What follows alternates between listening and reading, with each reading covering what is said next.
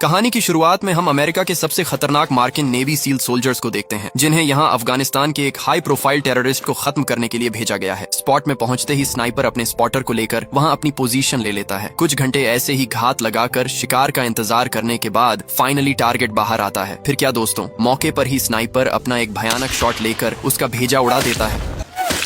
Mission complete करने के बाद वे लोग दोबारा बेस में लौट आते हैं। ऐसे ही एक दिन उससे मिलने के लिए मुस्तफा नाम का एक कॉन्ट्रैक्टर आता है। आगे वो बताता है कि मुझे पता है कि तुम मार्किन मरीन सोल्जर्स के सबसे शार्प स्नाइपर शूटर हो, इसलिए मेरे पास तुम्हारे लिए एक काम है। अगर तुम ये काम कर देते हो तो तुम्हें $20 मिलियन दिया जाएगा। मन ही मन जयकाल भी ये समझ चुका था कि ये एक इलीगल काम है, लेकिन पैसों की लालच में आकर वो ये काम करने के लिए मान जाता है। प्लान के हिसाब से मिशन वाले दिन जयकाल अपने टारगेट को उड़ाने के लिए एक बिल्डिंग में अपनी पोजीशन ले लेता है। इसी के साथ टारगेट के बाहर निकलते ही जयकाल इस बार भी एक ही शॉट में उसका काम तमाम कर देता है। जैसे कि आप लोगों को तो पता ही है, मार्किन जगह पर पहुंचते ही वे लोग बिना किसी को कुछ कहे अंधाधुंध सभी आतंकियों को मार गिराना शुरू कर देते हैं। दूर से स्नाइपर भी लगातार उन्हें कवर देता रहता है। इसी के साथ वे लोग पूरे इलाके को तहस नहस कर देते हैं। ऐसी अंधाधुंध फायरिंग चलाने के बाद जब वो लोग अंदर जाकर देखते हैं तो उनके होश उड़ जाते हैं। दरअसल वहाँ कोई आतंकी नहीं बल्कि मासूम मुस्लिम नागरिक मौजूद थे, जिन्हें इन लोगों ने गलतफहमी में मौत के घाट उतार दिया था। दूर से ये सब देख जयकाल का खून अंदर ही अंदर खौल उठता है, क्योंकि उन्हें यहाँ झूठी जानकारी देकर भेजा गया था, जिसके चलते आज उनके हाथों सैकड़ों बेगुनाह लोग मारे जा चुके थे। इसलिए वो मन ही मन अपनी पूरी टीम को उड़ाने का फैसला कर लेता है। पहले तो वो गाड़ी में चढ़कर उनके साथ वहाँ से निकल जाता है, लेकिन बीच रास्ते में ही वो सभी को रोक कर कहता है कि आगे खतरा है, मुझे कुछ लैंड माइन्स दिखाई दे रही हैं। इसी के साथ जयकाल अपने स्पॉटर को लेकर लैंड माइन्स को देखने के लिए आगे बढ़ता है। ऐसे ही कुछ देर आगे बढ़ने के बाद वो अपनी जेब से कीपैड मोबाइल निकालकर एक बटन दबा देता है, जिससे उनकी दोनों मिलिट्री गाड़ियां एक ही झटके में उड़ जाती हैं। इसी के साथ उनके सभी साथी भी वहीं शहीद हो जाते हैं। दरअसल दोस्तों, जयकाल ने ऐसा इसलिए किया क्योंकि अमेरिकन प्रेसिडेंट बिना किसी कारण ही यहाँ अफगानिस्तान में निर्दोष लोगों को उनके हाथों मरवा रहा था। इस घटना के बाद जयकाल अपने आप को पूरी तरह से अंडरग्राउंड कर लेता है और इसी तरह पर्दे के पीछे रहकर ने अपना एक नया प्रोजेक्ट रिवर लॉन्च कर रहा था। उसी ऑडिटोरियम के ऊपर हम जैकल भाई को भी देखते हैं, जो कि अपनी कस्टमाइज्ड स्नाइपर राइफल लेकर डॉक्टर चार्ल्स को मारने के लिए यहाँ पिछले 4 दिनों से घात लगाए बैठा हुआ है। दरअसल दोस्तों, रिवर कोई मामूली ऐप नहीं बल्कि एक ऐसा पावरफुल डिजिटल सिस्टम होता है जो दुनिया भर के hidden financial data, secret deals और ब्लैक ट्रांजैक्शंस को एक्सपोज कर सकता है। इसलिए कई बड़ी कंपनीज बिल्कुल भी नहीं चाहती थी कि वो लोग इस ऐप की वजह से एक्सपोज हो जाएं। इसलिए वे लोग डॉक्टर चार्ल्स को मारने के लिए यहाँ जयकाल को भेजते हैं, लेकिन इसको मार पाना बिल्कुल भी आसान नहीं होता, क्योंकि उसके आगे एक हाईली बुलेट प्रूफ शील्ड लगा होता है। जयकाल बस एक सही मौके का इंतजार कर रहा होता है कि किसी तरह डॉक्टर शील्ड से बाहर आ जाए, लेकिन तभी वहाँ कुछ ऐसा हो जाता है जिसे देखकर खुद जयकाल के भी होश उड़ जाते हैं। उसके गोली चलाने से पहले ही वहाँ कोई दूसरा शूटर आकर डॉक्टर पर फायरिंग शुरू कर देता है। मतलब जयकाल के अलावा भी पहले से ही कोई और शूटर वहाँ घात लगाए बैठा हुआ था, मगर उस शूटर को इससे कोई फायदा नहीं मिलता, क्योंकि चार्ल्स बुलेट प्रूफ शील्ड की वजह से बच निकलता है। वहाँ मौजूद सिक्योरिटी तुरंत उस शूटर को आइडेंटिफाई कर लेती है और मौके पर ही भाई साहब को ऊपर भेज दिया जाता है। दूसरी तरफ ऑडिटोरियम में मौजूद सभी लोग गोलियों की आवाज सुनकर इधर उधर भागता है। अंदर ही अंदर वो पूरी तरह से भड़का हुआ था, क्योंकि पहली बार उसके हाथों कोई शिकार बच गया था। ऊपर से उसे इस काम के लिए $100 मिलियन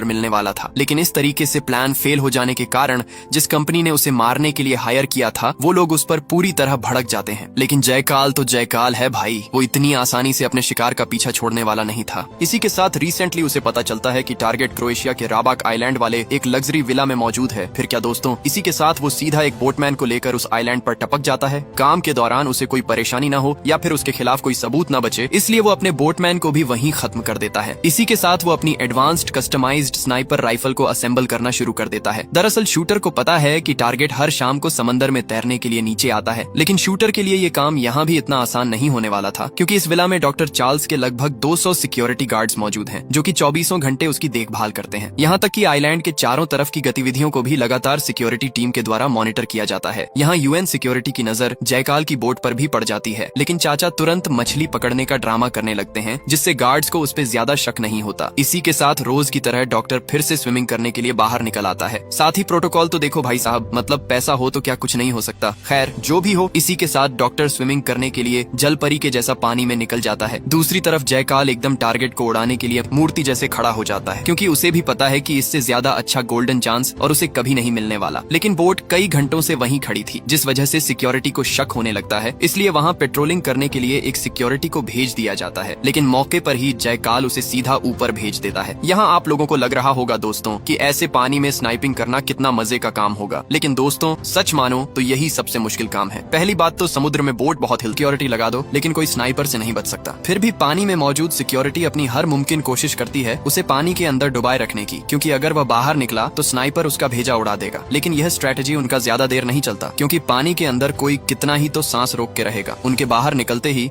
स्नाइपर एक के बाद एक उनका भेजा उड़ाना शुरू कर देता है और अंततः वह अपना मेन टारगेट डॉक्टर चार्ल्स को भी मार देता है।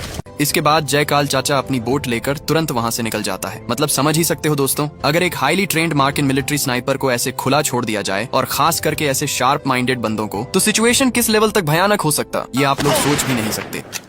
खैर दोस्तों, ऐसा एक भयानक कांड करने के बाद जयकाल अपना स्पेन के कैडिज में मौजूद प्राइवेट आइलैंड में लौट आता है। यहाँ फैमिली बोलो तो जयकाल भाई का एक बीवी और छोटा सा बच्चा है, लेकिन दोस्तों उसकी प्यारी बीवी नुरिया को बिल्कुल भी पता नहीं होता कि उसका हस्बैंड एक खौफनाक कॉन्ट्रैक्ट किलर है। उसको यही लगता है कि उसका हस्बैंड एक बिजनेसमैन है। ऐसे ही कुछ दिन अपनी फैमिली के साथ सुकून भरी जिंदगी बिताने के बाद जयकाल भाई का फिर से बुलावा आ जाता है। इसी के साथ जयकाल अपनी बेटी के बर्थडे के दिन ही एक इम्पोर्टेंट काम कहकर घर से निकल जाता है। दरअसल इसका अगला मिशन है बुडापेस्ट के एक सबसे बड़े पॉलिटिशियन को मारना। अब यहाँ आप लोगों के दिमाग में भी ये सवाल आ रहा होगा दोस्तों कि आखिर इतने खतरनाक कॉन्ट्रैक्ट जयकाल को मिलते कहाँ से हैं? असल दोस्तों, जयकाल अपने सारे कॉन्ट्रैक्ट इंटरनेट की सबसे काली और डेंजरस जगह यानी डार्क वेब से उठाता है। डार्क वेब के बारे में तो आप लोगों ने सुना ही होगा, इसलिए मैं ज्यादा डिटेल में नहीं जाऊंगा। बस इतना समझ लो दोस्तों कि दुनिया के बड़े बड़े इलीगल और खौफनाक काम इसी डार्क दुनिया के अंदर होते हैं। खैर, पॉलिटिशियन को मारने के लिए जयकाल यहाँ अपना सबसे बड़ा गेम खेलता है, और ये क्या गेम है ये आपको कुछ ही देर में पता चल जाएगा। सीन शिफ्ट होने पर हम एक बूढ़े को देखते हैं जो कि इस कंपनी में स्वीपर का काम करता है। हर रोज की तरह आज भी चाचा अपना काम करने के लिए हाजिर होता है, लेकिन कुछ ही देर काम करने के बाद चाचा अपनी बैग से एक साइलेंसर वाला पिस्टल निकालकर एक के बाद एक ऑफिस में मौजूद सभी स्टाफ मेंबर्स को मारना शुरू कर देता है। इसी के साथ वो उस ऑफिस के ओनर को भी मारकर बुरी तरह घायल कर देता है। सबको ठोकने के बाद चाचा छत से कुछ स्मोक ग्रेनेड फेंकता है, जिससे पूरा एरिया धुएं से भर जाता है। इसी मौके का फायदा उठाकर वो रस्सी के सहारे बिल्डिंग से नीचे उतरता है और वहाँ से फरार हो जाता है। कुछ ही देर बाद हम उसी बूढ़े को उसके अपार्टमेंट में देखते हैं, जहां चाचा अपने चेहरे का पूरा हुलिया उतारता हुआ नजर आता है। दरअसल दोस्तों, ये बूढ़ा और कोई नहीं बल्कि हमारा जयकाल ही होता है। बोला था ना दोस्तों कि चाचा कोई बड़ा गेम खेल रहा है। सच में दोस्तों, मुझे तो कभी कभी लगता है कि रियल लाइफ के बड़े बड़े कॉन्ट्रैक्ट किलर्स भी शायद इसी तरह की स्ट्रेटेजी का इस्तेमाल करते होंगे। आपको क्या लगता है जरूर बताना। लेकिन अब सवाल ये उठता है कि आखिर इसने अपना हुलिया बदलकर इतने सारे लोगों को बिना वजह ऑफिस में क्यों मारा? तो दोस्तों, इस सवाल का जवाब भी आपको कुछ ही देर में मिल जाएगा। सीन शिफ्ट होने पर हम उसी पॉलिटिशियन को देखते हैं जिसे मारने के लिए जयकाल ने कॉन्ट्रैक्ट लिया होता है। दरअसल ये पॉलिटिशियन अपने बेटे से अस्पताल में मिलने जा रहा होता है, और इसका बेटा वही कंपनी का ओनर है जिसे पिछली रात जयकाल ने मारकर घायल किया था। अब यहाँ आप लोग समझ ही चुके होंगे दोस्तों कि पिछली रात ऑफिस में हुआ पूरा हमला असल में इसी प्लान का हिस्सा था, ताकि उसके बेटे को